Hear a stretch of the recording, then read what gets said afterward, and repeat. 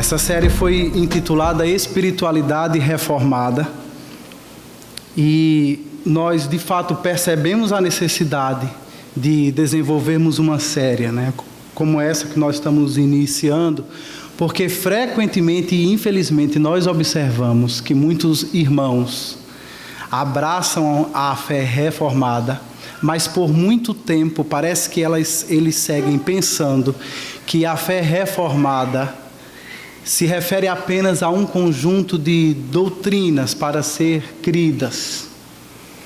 Geralmente, quando pessoas abraçam a fé reformada, eles fazem isso porque entenderam os 5 pontos do calvinismo. E, meus irmãos, isso é um erro muito grande. Você reduzir toda a riqueza da fé reformada a um conjunto de doutrinas é um engano imenso. A fé reformada ela é muito mais do que isso. Ela não tem apenas um conjunto de crenças e doutrinas nos quais devemos crer, mas ela nos ensina também uma forma peculiar de praticarmos e de desenvolvermos a nossa espiritualidade. Além disso, a fé reformada também nos dá uma cosmovisão, uma maneira de ver e de viver todos os aspectos da nossa vida para a glória de Deus. Então, a fé reformada inclui doutrina, inclui culto e inclui vida diária para a glória de Deus. E é nesse sentido que nós precisamos avançar. Chega de sermos reformados de 5 pontos apenas. Precisamos crescer em direção a isso. E justamente por isso, vamos então hoje iniciar a nossa série falando sobre o culto reformado.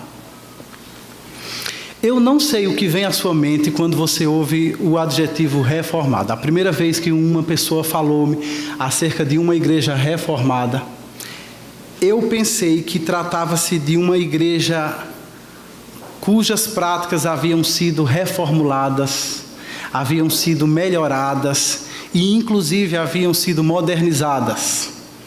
Depois eu tomei um susto imenso quando eu descobri que essa dita igreja reformada tinha muito mais a ver com crenças e práticas do século XVI.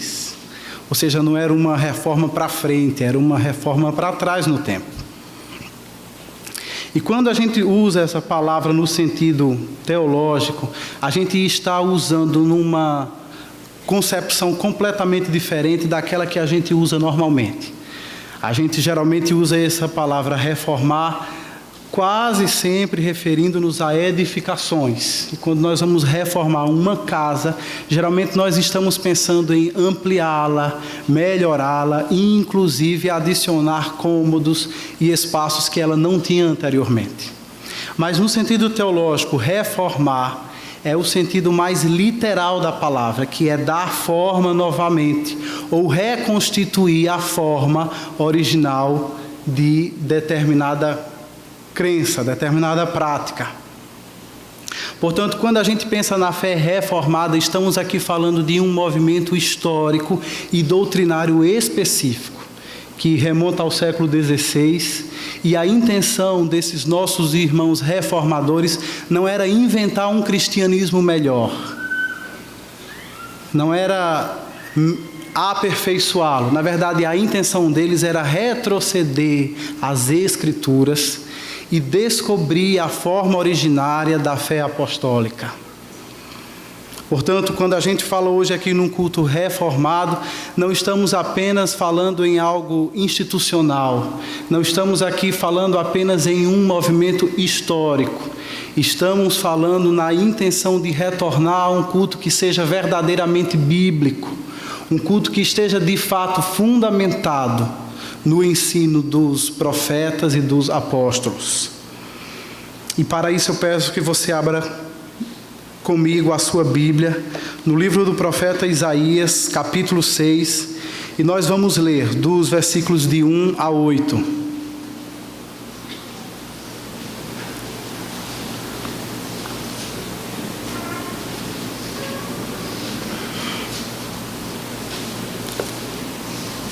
Isaías 6, de 1 a 8.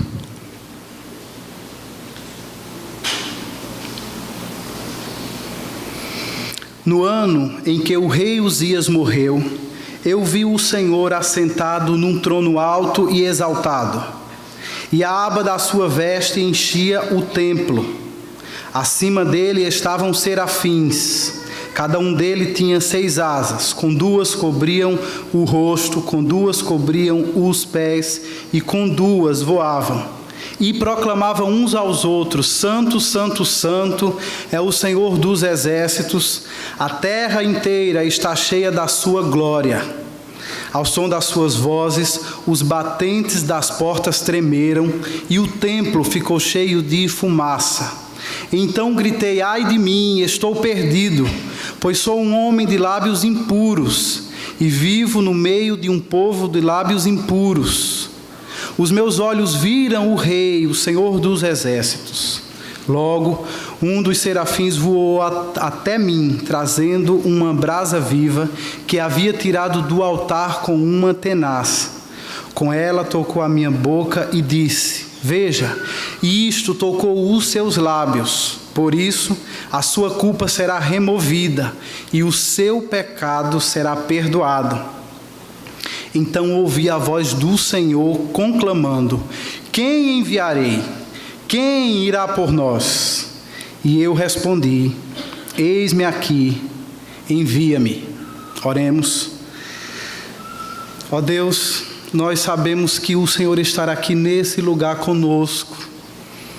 Nós sabemos que o Senhor já recebeu a nossa adoração nessa tarde e nós te bendizemos por isso. E, Pai, sabemos também que toda a Escritura é inspirada e útil para ensino, correção, repreensão e instrução na justiça. E por causa disso, ó Pai, nesse momento, quando o Teu povo se aquieta aqui para ouvir a ministração da Tua palavra, a nossa oração é que o Senhor instrua o nosso coração nos caminhos da justiça. Que o Senhor outra vez tenha misericórdia de mim e me use para a Tua glória. Que o Senhor outra vez tenha misericórdia dessa congregação e que o Senhor dê a eles atenção e que o Senhor dê a eles o privilégio de ouvir o Espírito Santo falando através das Escrituras. Essa é a nossa oração nessa tarde, ó Deus. Em nome de Jesus. Amém. Irmãos, antes de tudo, precisamos esclarecer que, como vocês devem ter percebido da leitura desse texto, esse é um texto que não fala exatamente sobre culto. A nossa intenção, então, ao utilizar um texto como esse, que descreve a vocação do profeta Isaías, é que nós estamos aqui partindo do pressuposto de que o culto é um encontro com Deus. E o que nós vimos nesse texto, que acabamos de ler, é um encontro de Isaías com Deus. Então nós vamos expor esse texto para, a partir dele, extrair marcas de um verdadeiro encontro com Deus, de forma que nós possamos aplicar a nossa realidade de culto. Então, quando o povo de Deus se reúne para adorá-lo, o que devemos desejar que aconteça? Por exemplo, hoje mesmo, agora mesmo, nesse momento de culto ao Senhor, dentre tantas coisas que podem ser vistas e experimentadas aqui, quais são aqueles elementos essenciais que precisam marcar um momento como esse, enquanto encontro com Deus? Olhamos para esse texto. E a primeira resposta que ele nos oferece, você tem aí no boletim, é que o culto é um encontro com a grandeza de Deus. A narrativa do chamado de Isaías começa situando este evento que lemos no ano que morreu o rei Uzias. Cronologicamente, essa informação indica que essa visão aconteceu por volta do ano 740 a.C. Mas por que será que o autor sagrado faz questão de mencionar a morte do rei Uzias? O que é que ele tem a ver com tudo isso? Será que o profeta não está querendo nos dizer algo acerca do contexto histórico no qual se deu o seu chamado? Sim, meus irmãos, com certeza, com essa simples informação, Isaías nos diz muito. E agora o que nós precisamos fazer é descobrir quem foi o rei Uzias e como foi o seu reinado. Nesse texto que nós lemos não temos essas informações, mas se você for, por exemplo, para o segundo livro das Crônicas, no capítulo 26, você vai ler lá um relato extenso acerca desse homem, né? O rei Uzias. E o que o texto diz é que Uzias fez o que o Senhor aprova, e enquanto Uzias buscou ao Senhor, Deus o fez prosperar. Depois o cronista prossegue, descrevendo fatos admiráveis acerca do reinado de Uzias. Pelo que está escrito, podemos facilmente perceber que o reino de Judá, o reino do sul, não conhecera nenhum outro rei como Uzias desde os tempos de Salomão. Ele foi um administrador eficiente, ele foi um líder admirável. Durante o seu mandato, Judá experimentou crescimento em todas as dimensões: política, militar, econômica e inclusive experimentou também desenvolvimento científico e tecnológico. Foram décadas de glória, décadas de prosperidade nacional, a ponto de o autor de Crônicas registrar no final do seu relato que Uzias tornou-se muito poderoso e a sua fama espalhou-se por toda a terra. Por isso, a morte de um homem como esse, o rei Uzias, marcava o final de uma era. E agora eu penso que você consegue imaginar a instabilidade social que tomou conta de uma nação inteira, como quando um líder desse porte morre. Eu acredito que você pode também imaginar o sentimento devastador de insegurança, angústia e incerteza que se abateu sobre todos os habitantes do Reino do Sul. Ainda mais agora que o império da Assíria começava a botar as suas garras de fora e muito em breve ameaçaria o Reino do Sul. Como eles poderiam se proteger sem esse grande líder que tiveram por várias décadas? E foi num momento exatamente difícil como esse, num momento doloroso como este, que Deus aparece para Judá. Aliás, que Deus aparece para Isaías. E o que foi que o profeta viu? Como é que Deus apresentou-se a ele? Antes de tudo, em meio a esse caos nacional, Isaías teve um encontro com a majestade de Deus. E é por isso que nós lemos no versículo 1, no ano em que o rei Uzias morreu, eu vi o Senhor assentado num trono alto e exaltado. E eu fico pensando sobre esse texto, como o nosso Deus, ele é surpreendente. Justamente neste momento, em que na terra o reino físico encontrava-se extremamente abalado pela morte do seu rei, Deus descortina a visão do mundo espiritual e mostra para Isaías que, apesar de toda a instabilidade que se abatera sobre a terra, nos céus o Senhor continua sentado firmemente no seu trono. Ainda que haja turbulência na terra, o Senhor continua no céu, assentado e reinando soberanamente todo o universo. Nada é capaz de atrapalhar o Senhor, nada é capaz de desestabilizar o Senhor. Nem crise, nem fome, nem guerra, nada disso é capaz sequer de ofuscar a majestade do Senhor.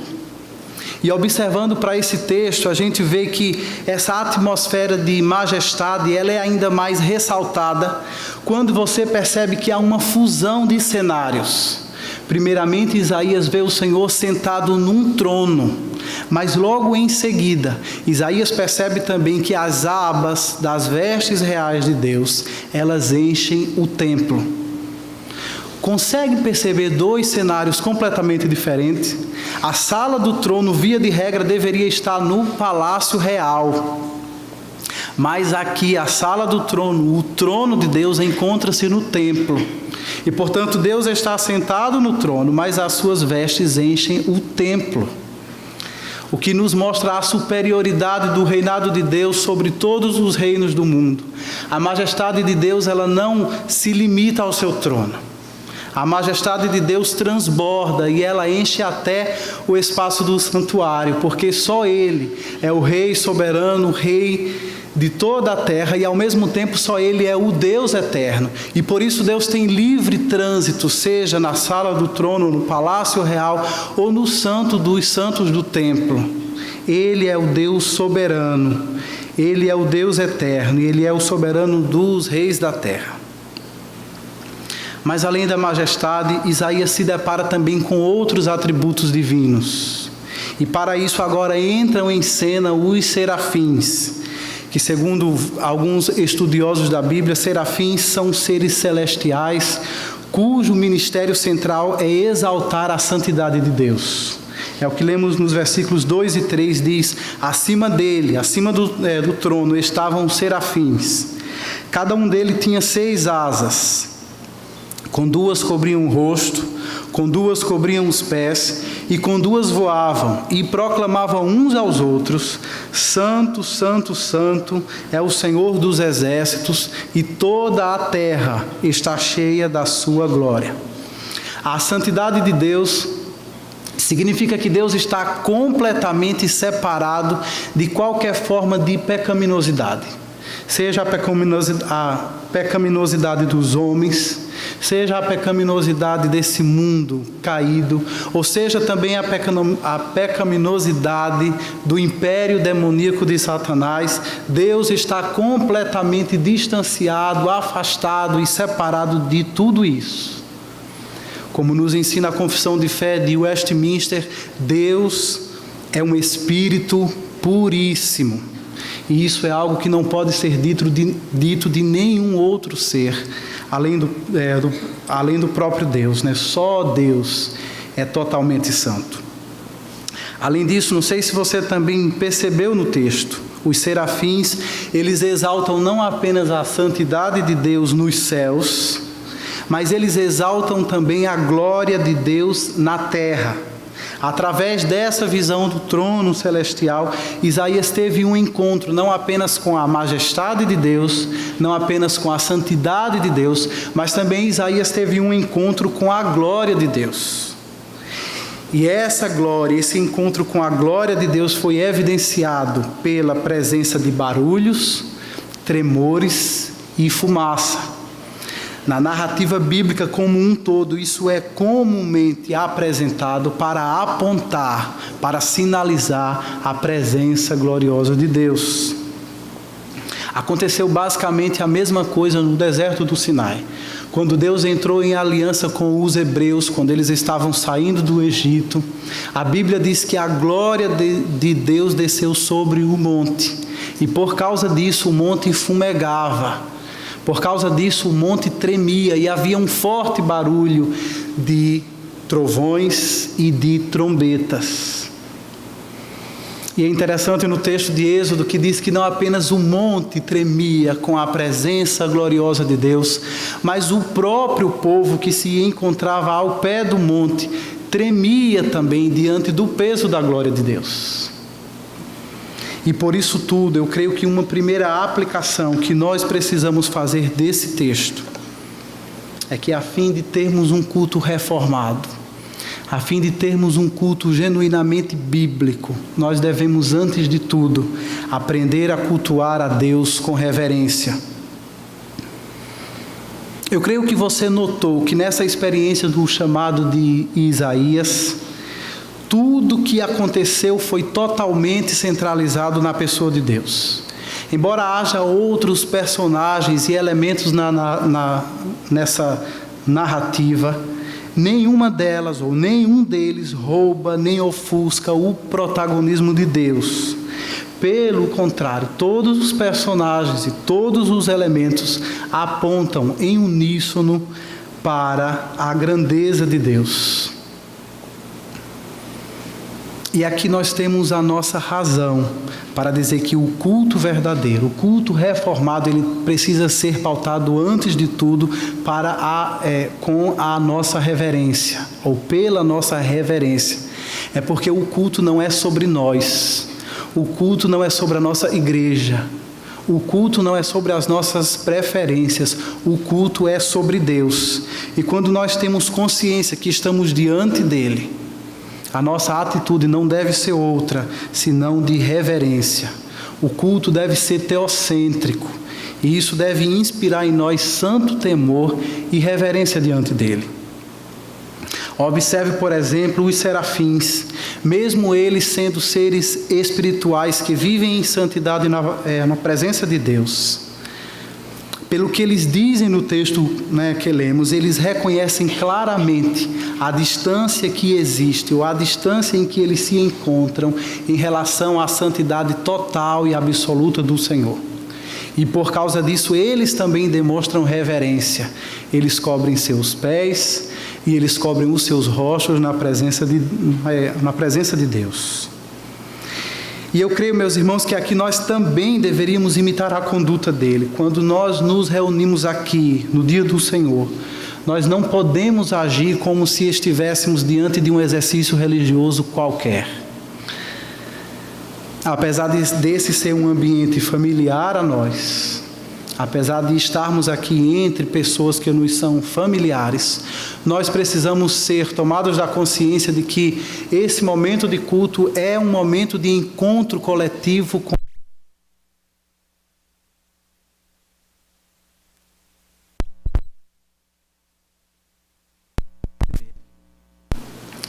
Não sei se você já viu a mesma coisa, mas eu já estive em alguns cultos ditos avivados, onde havia diversas manifestações de dons espirituais extraordinários, havia louvores fervorosos, haviam diversas manifestações de glorificação a Deus, mas ao mesmo tempo, estranhamente, não havia reverência.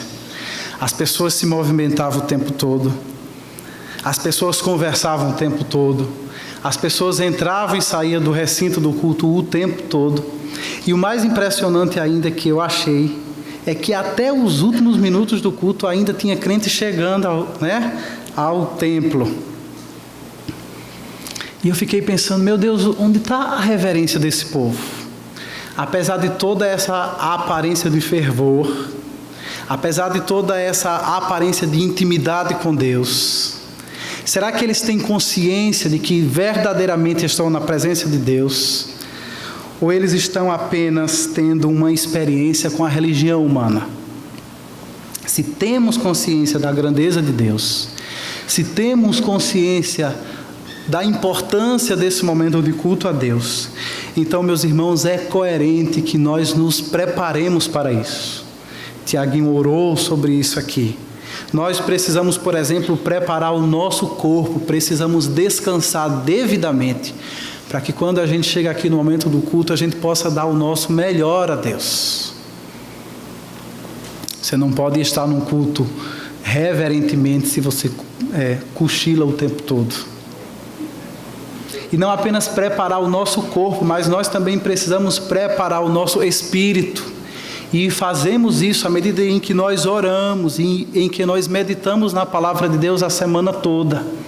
E aí quando a gente chega aqui no domingo, aquilo que a gente vai experimentar aqui é a cereja do bolo, é o ápice de uma semana que foi vivida na presença de Deus e em reverência diante dele. Se nós temos de fato consciência de que esse momento é um encontro com Deus, um encontro com a majestade, a santidade e com a glória de Deus, nós vamos nos esforçar para chegarmos aqui com antecedência, a fim de que nós aproveitemos todos os elementos do culto, já que todos eles são igualmente importantes. Nessa igreja há um milagre que a gente vê aqui acontecer semanalmente. A banda sobe para iniciar o culto e não tem quase ninguém. É quase desanimador, se não fosse pelo fato de que a gente já sabe que depois que se cantam umas 2, 3 músicas, a igreja está toda lotada. Por que será, irmãos, que nós temos tanta dificuldade em sermos pontuais? Será que o início do culto ele não é importante? Será que os louvores que nós entoamos aqui, eles são menos importantes? Com certeza não são. O culto inteiro é feito na presença de Deus e por isso nós precisamos nos esforçar para estarmos aqui pontualmente. E uma vez estando aqui, precisamos evitar qualquer coisa que possa distrair a nossa atenção. Seja conversa, seja paquera, seja celular, o que for. Nós precisamos nos lembrar o tempo todo que nós estamos na presença de Deus. E, portanto, nós precisamos ser coerentes com essa realidade. Entretanto, meus irmãos, essa reverência que o culto requer, ela não pode nos paralisar, ela não pode nos emudecer, ela não pode nos atemorizar diante da grandeza de Deus. Mais uma vez, eu creio que aqui os serafins nos dão um exemplo brilhante. Apesar deles serem reverentes, ao mesmo tempo, esses serafins participam ativamente do culto a Deus. E ele nos mostra como deve ser uma adoração espiritual e verdadeira. Nós precisamos aprender com eles que quando nós estamos na presença de Deus, no momento do culto, nós temos que ter disposição para participar ativamente do culto ao Senhor. Porque, no final das contas, há uma diferença muito grande entre você assistir um culto e você prestar um culto ao Senhor. A impressão que nós temos muitas vezes é que há muita gente assistindo o culto, mas há pouca gente que de fato presta um culto ao Senhor. Há pouca gente que de fato se envolve ativamente na adoração do Senhor. Às vezes é lamentável quando a gente está aqui na frente e a gente percebe que existe tanta gente que se mantém o tempo do culto inteiro de forma apática, de forma dispersa em relação ao que está acontecendo aqui. E eu fico pensando, meu Deus, o que será que essas pessoas vieram fazer num momento como esse? Às vezes eu acho que muita gente vem ao culto apenas para nutrir aquele sentimento e aquele hábito religioso. E outras vezes também, pelo que elas falam, eu já percebi que muita gente, estranhamente, vem para um culto evangélico receber uma coisa como que um passe. Vem aqui receber uma dose de ânimo para enfrentar a semana que vai iniciar.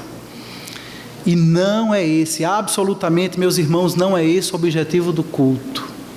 O objetivo do culto é nos permitir desfrutar de um encontro coletivo com a grandeza de Deus. E por causa disso, nós precisamos nos envolver de forma pessoal e direta e ativa na adoração do nome dEle. Portanto, meus irmãos, quando estamos no momento de adoração, que você possa cantar ao Senhor de todo o seu coração.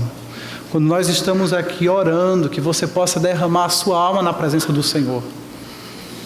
E quando chega o momento da pregação da palavra, que você possa ouvir atentamente a voz do Espírito Santo falando através das Escrituras. Vimos aqui que o culto é um encontro com a grandeza de Deus e, portanto, nós precisamos ser reverentes. Quais seriam, então, irmãos, outras marcas de um autêntico encontro com Deus? Em segundo lugar, podemos aprender com esse texto que o culto é um encontro com o Evangelho de Deus.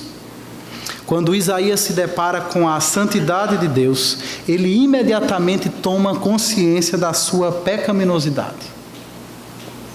E ele expressa isso da forma mais forte possível. Ele pronuncia um ai a respeito de si mesmo. Se você não está familiarizado com isso, o ai é um recurso profético através do qual esses homens de Deus denunciavam o pecado do povo e ao mesmo tempo eles prenunciavam o juízo vindouro que se abateria sobre eles caso eles insistissem no pecado.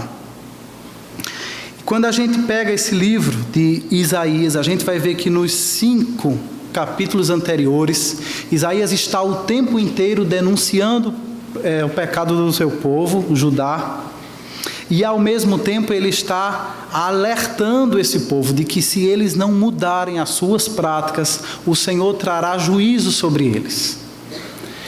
Quando você chega no capítulo 5, capítulo exatamente anterior a esse que lemos agora à noite, você vai ver que há uma sequência de 6 ais que são proclamados contra Jerusalém e Judá. E é interessante pensar que justamente agora, quando nós chegamos no capítulo 6, é proclamado o sétimo e o grande ai da sequência. Mas diferentemente daqueles que nós podemos ver antes, no capítulo 5, esse ai agora não é ai de Judá, não é ai de Jerusalém, não é ai das nações ímpias. O que Isaías diz aqui no capítulo 6, versículo 5 é: ai de mim, estou perdido, pois sou um homem de lábios impuros, e vivo no meio de um povo de lábios impuros, e os meus olhos viram o Rei, o Senhor dos Exércitos. É interessante observar que aqui Isaías demonstra consciência não apenas do seu próprio pecado, mas ele demonstra consciência também da justa condenação que paira sobre ele. Ele diz: estou perdido. E esse é o cerne da má notícia que faz o Evangelho ser uma boa notícia. É que nós estamos perdidos. É a má notícia de que todos nós somos pecadores. E não apenas isso, todos nós somos pecadores que se encontram em estado de condenação diante de Deus. Muita gente pensa que condenação diante de Deus é uma possibilidade que pode remotamente vir a acontecer depois da sua morte. Você chega no céu, São Pedro puxa o seu extrato, vai ver se houve mais erros ou mais acertos, e se você errou muito e não tiver jeito, aí você pode vir a ser condenado. Não é isso que a Bíblia diz. A Bíblia diz que o homem, a parte da graça salvadora de Deus, ele já está condenado. Mas dificilmente uma pessoa pode chegar a essa consciência de pecado e condenação por conta própria. Algumas pessoas podem até entender que, como seres humanos, elas são falhas e podem aqui e acolá admitir algum pecado. Mas daí a pessoa admitir que ela está justamente condenada diante da santidade e da justiça de Deus, isso é algo que é impossível aos homens.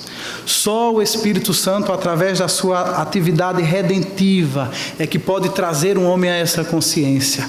Afinal, diz a Bíblia, é Ele, é o Espírito Santo que nos convence do pecado, da justiça e do juízo. Mas depois dessa plena confissão de pecado, o profeta Isaías recebe a boa notícia da salvação. Versículo 6 diz: então um dos serafins voou até mim, trazendo uma brasa viva, que havia tirado do altar com uma tenaz. Com ela tocou a minha boca e disse: veja, isto tocou os seus lábios. Por isso a sua culpa será removida e o seu pecado será perdoado. Perceba que a mensagem do Evangelho chega aqui ao profeta Isaías, primeiramente através de uma representação dramatizada. Algo que funcionou para ele mais ou menos como um sacramento funciona para nós hoje. O serafim toca os lábios do profeta com uma brasa que havia sido tirada do altar, e com isso o que o serafim quer fazer é representar de uma forma externa e visível uma realidade interna e invisível que Deus estava operando nele. Isto é um sacramento, isto é uma representação dramática daquilo que o Evangelho faz nas nossas vidas. E talvez quando a gente lê um texto como esse, lê aqui a palavra altar, nós podemos ser facilmente conduzidos ao erro. Na nossa cultura, quando a gente fala sobre altar, estamos quase sempre falando de uma plataforma onde as pessoas colocam as imagens dos santos, não é isso? Mas aqui não, o altar mencionado é o altar do templo. E o altar do templo é algo completamente diferente. Na verdade, ele funciona mais como uma grande churrasqueira sobre a qual são queimados os animais oferecidos em sacrifício para a expiação do povo. Esse é o altar do templo. Então, quando o texto diz que o serafim tira uma brasa do altar, não é uma brasa qualquer. Esse altar não é um altar de flores e velas, é um altar de sacrifício, é um altar de morte, é um altar de derramamento de sangue. Portanto, essa brasa está apontando para o fato de que se Isaías está sendo perdoado, não é porque Deus varreu o pecado dele para debaixo do tapete. A brasa lembrava para ele que o perdão e a purificação dele se dava com base na vida de outro que foi derramada em benefício dele. Sabemos pelo progresso da revelação que todo esse sistema sacrificial do Antigo Testamento, tudo isso, diz a Bíblia, eram sombras das coisas que haveriam de vir. Aqueles sacrifícios apontavam para Cristo, o Cordeiro Santo de Deus, que seria sacrificado de uma vez por todas. E que era justamente por causa dele que Isaías podia receber perdão, que Isaías podia ter os seus lábios purificados. O que nós vemos no texto é que depois dessa representação visível, o Evangelho é comunicado a Isaías em palavras audíveis. O serafim lhe diz também: a sua culpa foi removida e o seu pecado foi perdoado. Meus irmãos, eis aqui o Evangelho, eis aqui um excelente resumo da obra redentora de Deus em nossas vidas. A nossa culpa ela foi removida, o nosso pecado ele foi perdoado. O Evangelho é uma boa notícia e ela nos diz que apesar de todos nós sermos pecadores que merecem a condenação diante de Deus, em Cristo, pelo seu sacrifício em nosso lugar, nós podemos ser muito mais do que perdoados, nós somos justificados. Não apenas o nosso pecado ele foi cancelado, mas também os créditos da obediência de Cristo foram postos em nossa conta. E agora, quando Deus olha para nós, nós estamos sempre no azul. O nosso saldo está sempre positivo, porque nós não fomos apenas perdoados, nós fomos também justificados. A justiça de Cristo foi imputada a nós. De forma que nós podemos ver aqui nesse texto, como na nossa prática também, que embora o Evangelho ele possa ser representado nos sacramentos, embora o Evangelho ele possa ser demonstrado por atos de justiça social, o Evangelho é uma mensagem, o Evangelho é um discurso que inevitavelmente precisa ser verbalizado. E é por isso que o serafim não apenas demonstra o Evangelho para Isaías, mas por fim o serafim também verbaliza a mensagem do Evangelho para ele. E é justamente por isso, meus irmãos, que nós podemos afirmar que não existe culto autêntico onde o Evangelho não é pregado fielmente. A igreja é a comunidade dos salvos e o culto é o encontro dos salvos com o Evangelho da graça de Deus. Nós somos regenerados pela palavra. Nós somos santificados, nós somos alimentados, nós somos fortalecidos pela palavra de Deus. E, portanto, um encontro com Deus sempre vai nos colocar diante da má e diante da boa notícia do Evangelho. O objetivo da pregação num momento como esse não é alimentar, não é massagear o ego de homens caídos. É totalmente incompatível, meus irmãos, com o teor da mensagem do Evangelho, que um pregador venha aqui dizer alguma coisa que faça você sair daqui feliz e satisfeito consigo mesmo. É totalmente incompatível com o teor da mensagem do Evangelho que o pregador diga algo que faça você sair daqui achando que você é alguém melhor do que quem de fato você é. O Evangelho nos mostra quem Deus é e, em contraste, o Evangelho nos mostra quem nós realmente somos e a justa e devida condenação que pesa sobre nós. O Evangelho, sim, ele gera satisfação, o Evangelho ele é poderoso também para gerar alegria, mas não alegria por nós mesmos, mas alegria em Deus e naquilo que Ele fez em nosso benefício. Logo, por causa do Evangelho, nós devemos cultuar a Deus com quebrantamento. É o que nós vimos nesse texto. O quebrantamento é a primeira resposta que se deve dar diante de um encontro com a graça divina. Isso acontece, meus irmãos, porque quanto mais perto nós estamos de Deus, mais consciente nós seremos dos nossos pecados. Não existe um homem nessa terra que seja íntimo de Deus.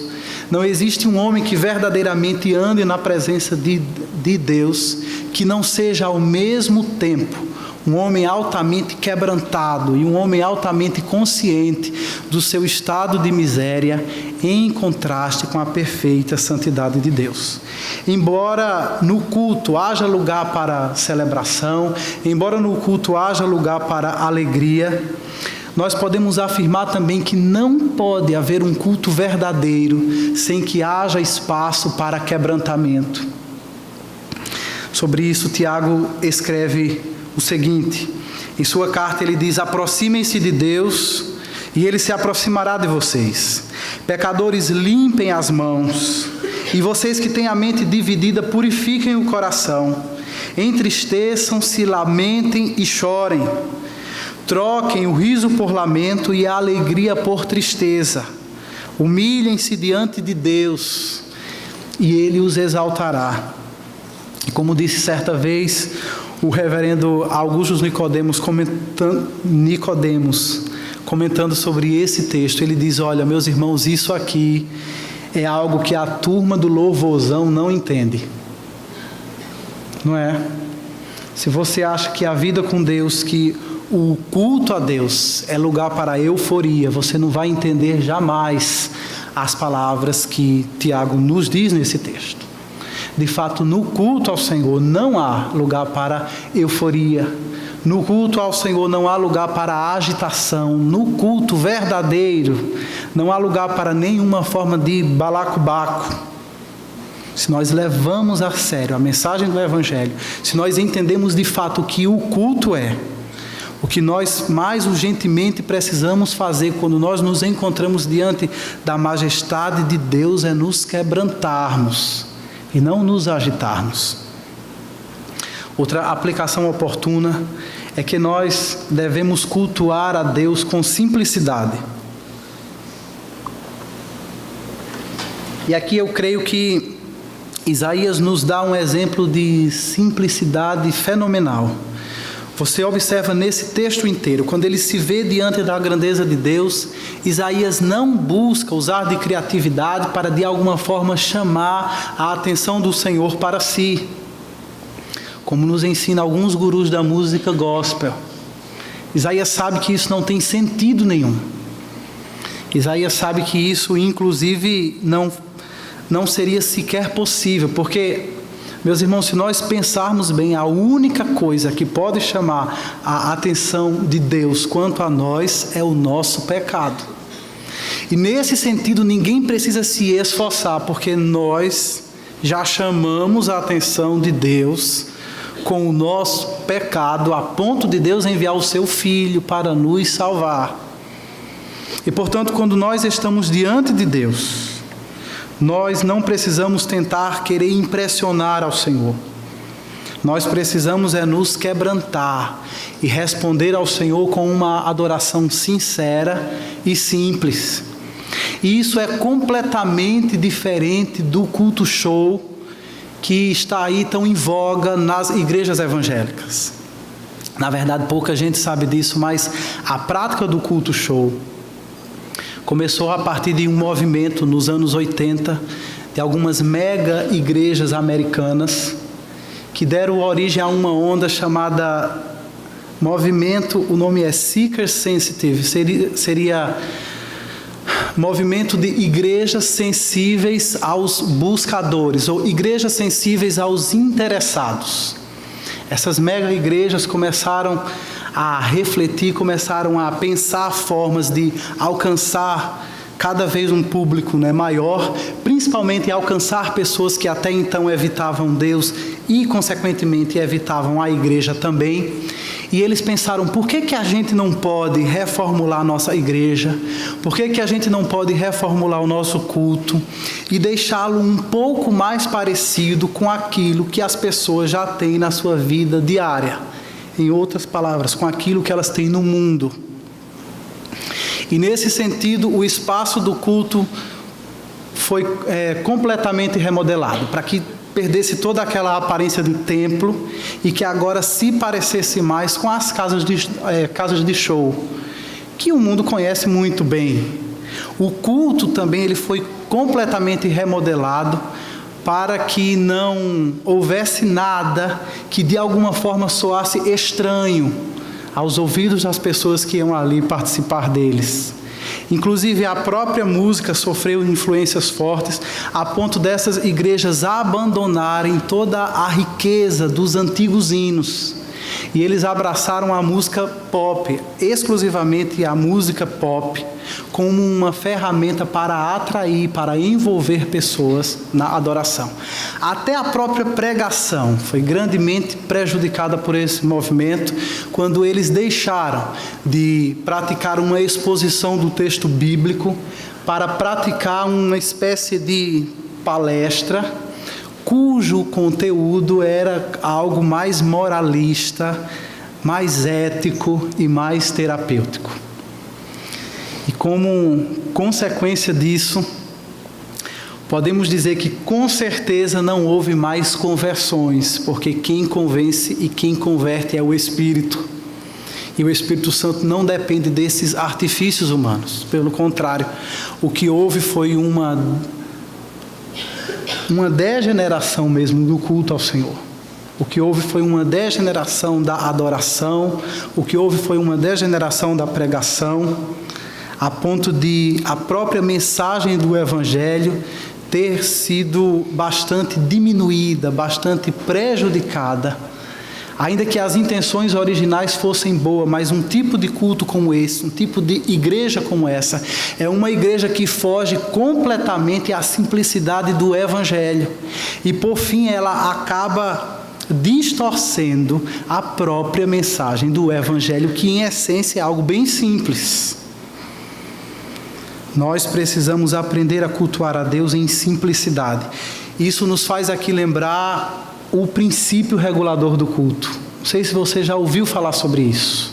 Estamos aqui numa série sobre espiritualidade reformada e esse é um velho princípio da espiritualidade reformada.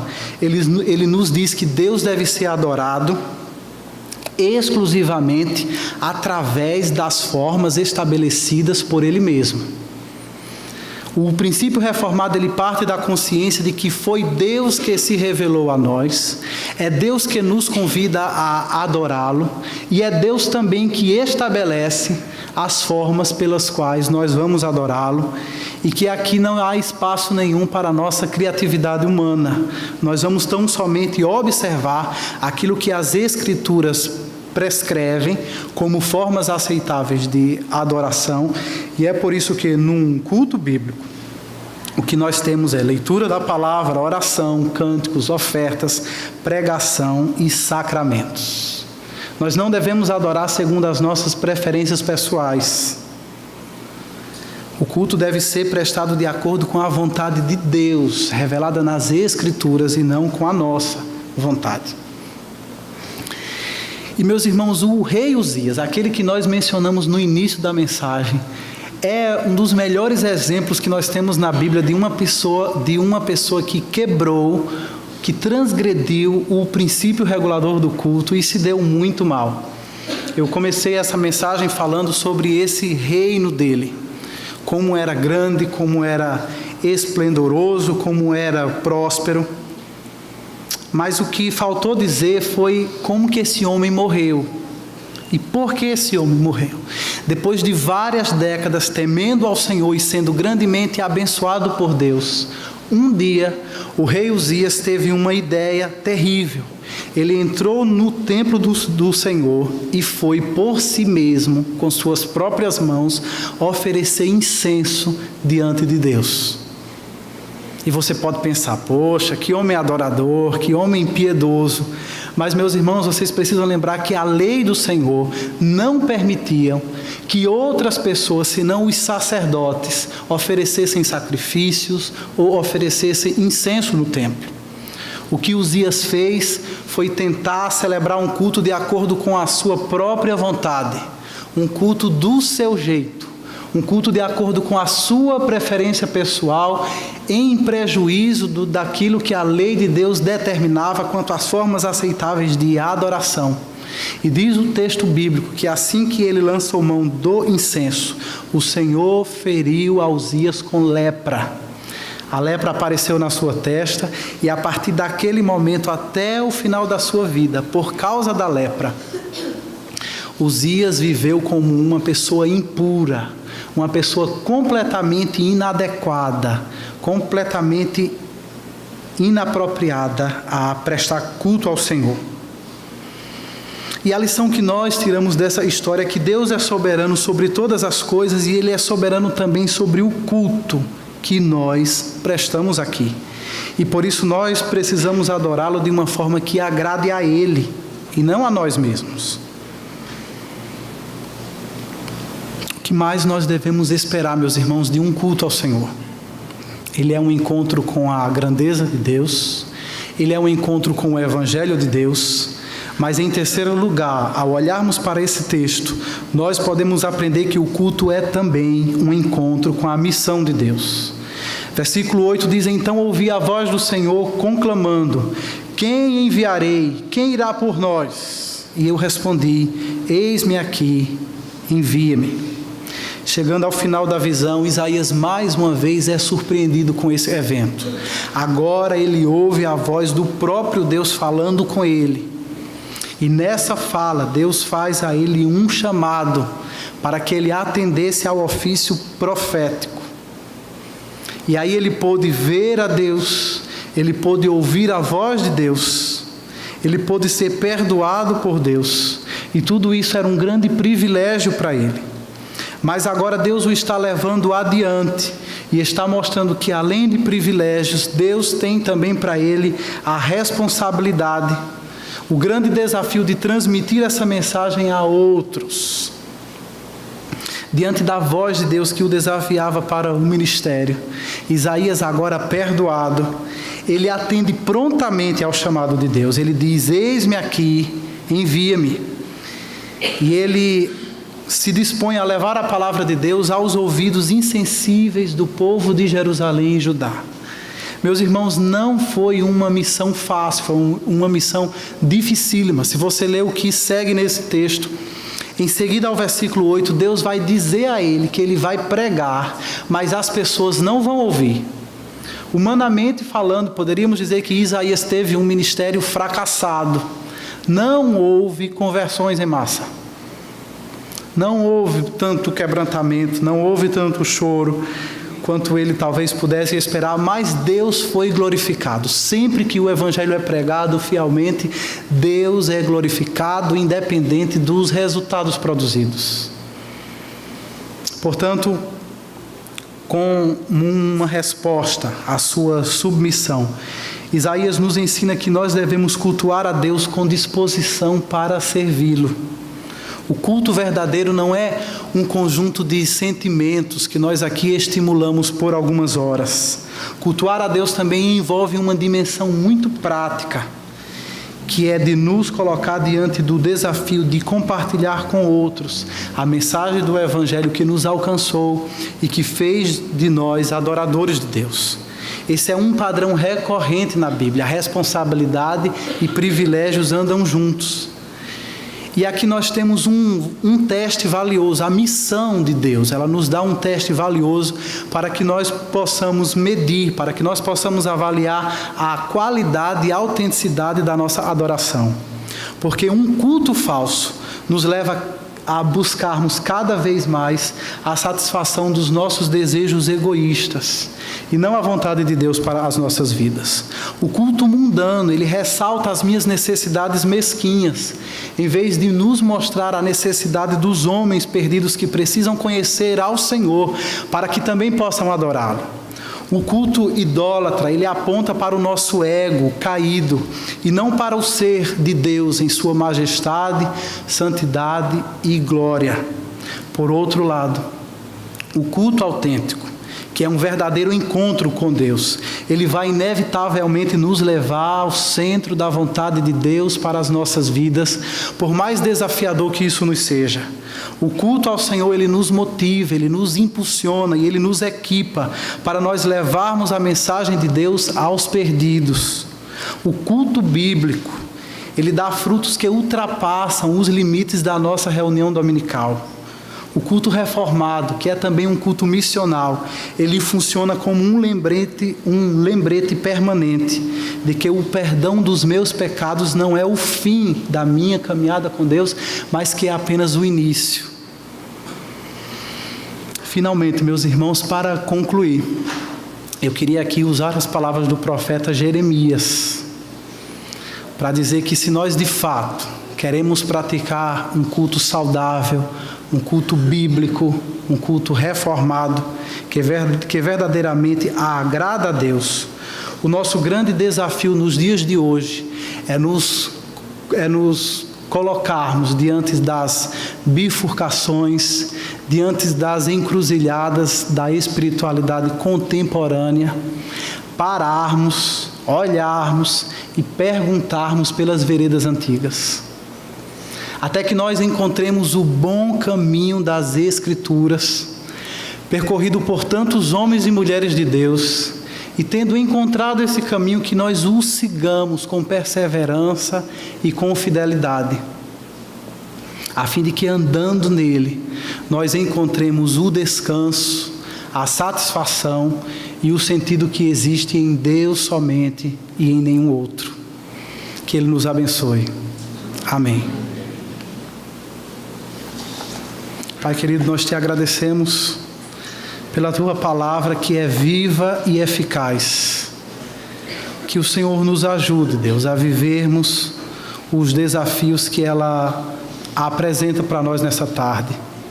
Quebrante nosso coração, ensine-nos, ó Pai, a sermos adoradores que Te adoram em espírito e em verdade, e que o nosso louvor e o nosso culto sejam agradáveis ao Senhor.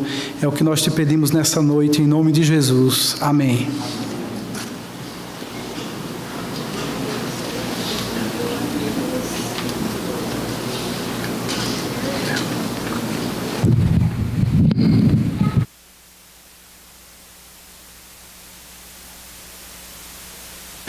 Graças a Deus, irmãos, pelo que nós ouvimos nesta tarde. Digo pelo que nós ouvimos porque eu ouvi pela manhã e vou ouvir logo mais também à noite. Sobre o culto ao Senhor. Como parte dele, nós celebramos uma vez por mês o sacramento da ceia do Senhor. E é o que vamos fazer agora. E para isso eu quero convidar os presbíteros e diáconos que vão nos assistir. E enquanto eles chegam, eu queria convidar você a um momento de reflexão. Paulo, falando à igreja de Corinto sobre este momento, ele nos diz que devemos fazer um autoexame da nossa vida. Então curve aí a sua cabeça, feche os olhos, pense no que você ouviu. Você tem valorizado o culto do Senhor como ele merece? Você tem participado dos elementos do culto com igual intensidade?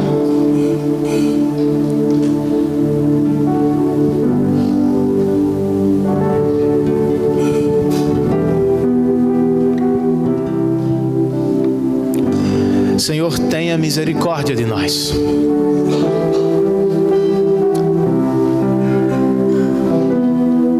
Pois nem sempre, ó Deus, cultuamos como o Senhor espera de nós. Somos pecadores. De segunda a sábado ouvimos muitas mensagens diferentes do Teu Evangelho.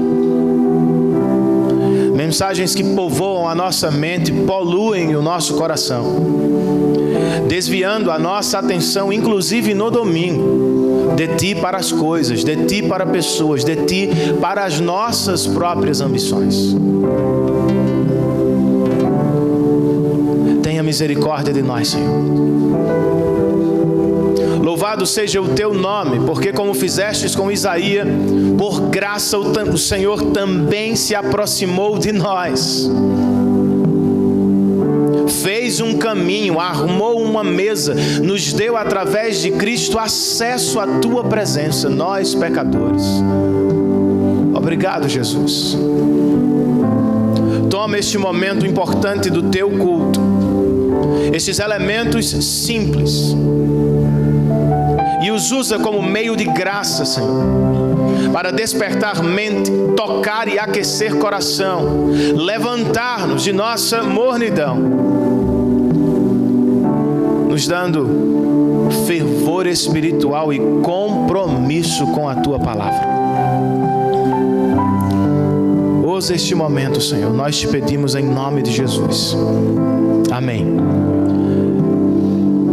Como fazemos sempre, vamos distribuir os elementos ao mesmo tempo. Você vai recebê-los. Eu peço que você se coloque de pé ao recebê-los e adore ao Senhor em preparação para um momento da comunidade. Lembrando que este momento é para a Igreja de Cristo. Então, se você ainda não é membro da Igreja de Cristo, nos visita nesta tarde. Nós queremos pedir que, por favor, você não participe. Se você é membro de outra igreja, genuinamente evangélica, está em comunhão com ela, esta mesa também é sua. Mas se você não é membro da Igreja de Cristo, por meio de profissão de fé e batismo, observe, veja aqui a dramatização do que Cristo fez por nós.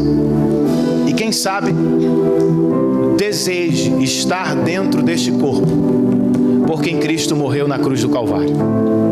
Vamos fazer isso enquanto cantamos uma canção ao Senhor.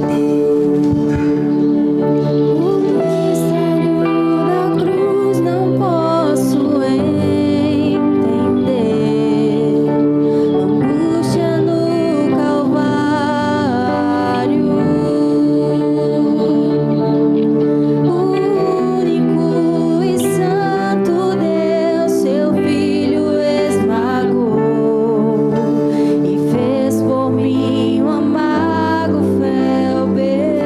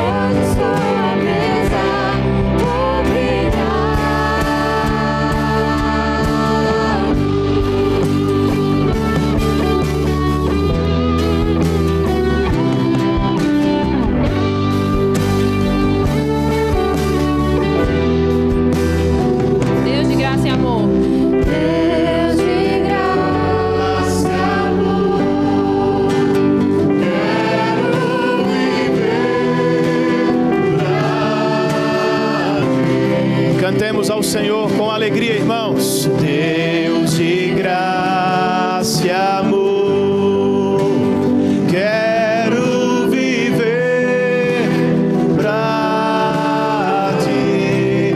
Outra vez nós dizemos ao Senhor: Deus de graça e amor, quero viver pra ti. Deus de graça, Deus de graça e amor, quero viver. Só as vozes declaram: meu sangue, meu pecado lavou, obrigado, da ira eterna me justificou, obrigado, se inimigo fui, contigo hoje estou à mesa, obrigado.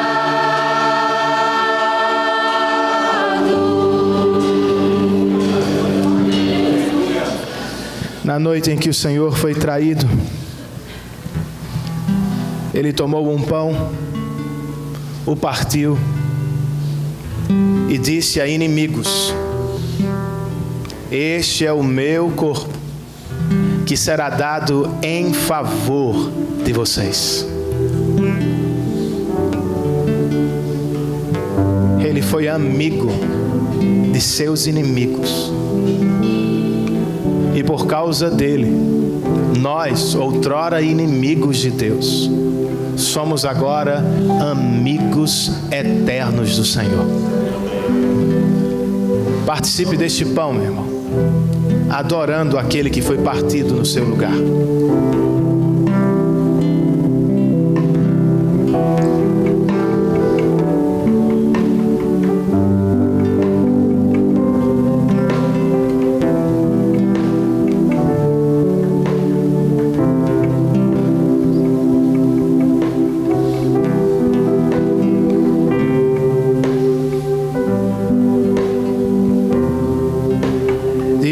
O Senhor tomou um cálice com vinho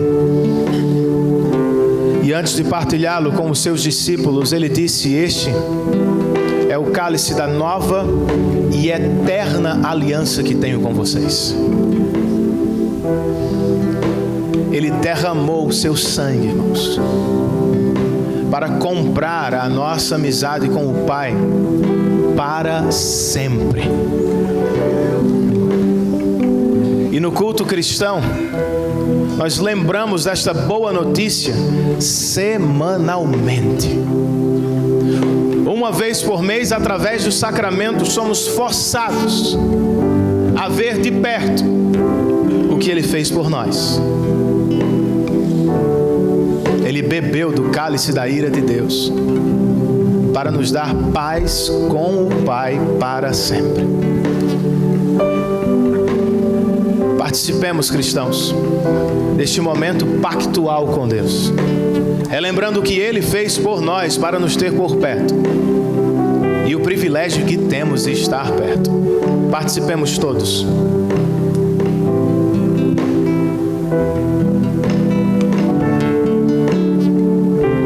Deus de graça e amor, Deus de graça e amor, quero viver. Faça deste refrão uma promessa ao Senhor nesta noite. Deus de graça e amor,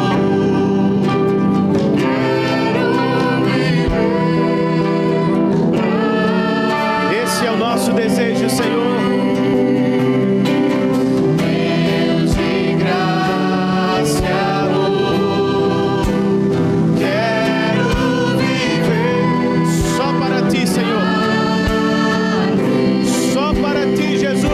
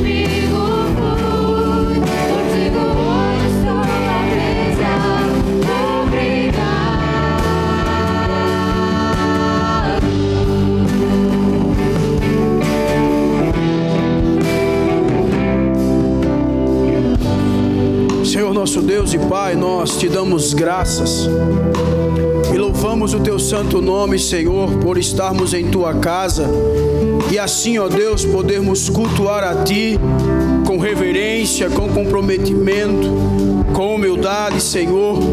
Muito obrigado, Pai, pela palavra que ouvimos nesta noite.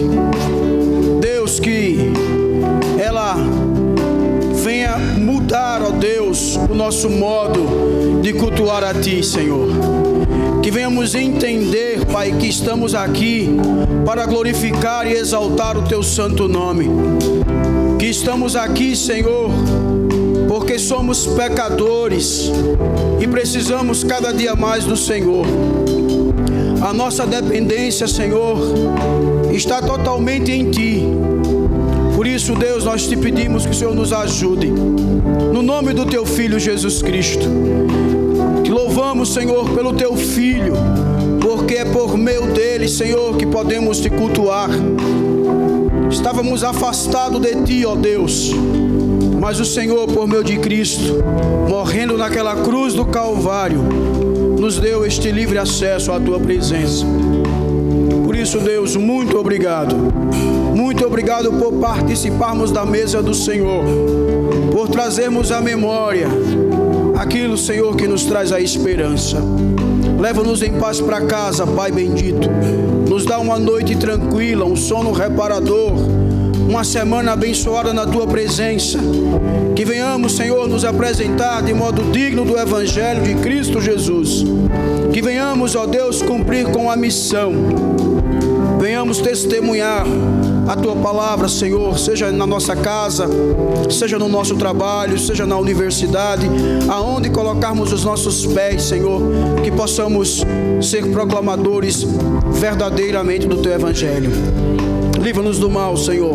Livra-nos das tentações, sejam elas vindas do mundo, da carne ou do diabo. Que o Senhor nos ajude para que possamos vigiar. É assim, Senhor, que nós oramos, gratos a ti no nome do teu Filho Jesus Cristo. E que o amor de Deus, o nosso Pai, a graça do nosso Senhor e Salvador Jesus Cristo, o poder e as consolações do Espírito Santo esteja com todos nós. E a igreja diz: amém.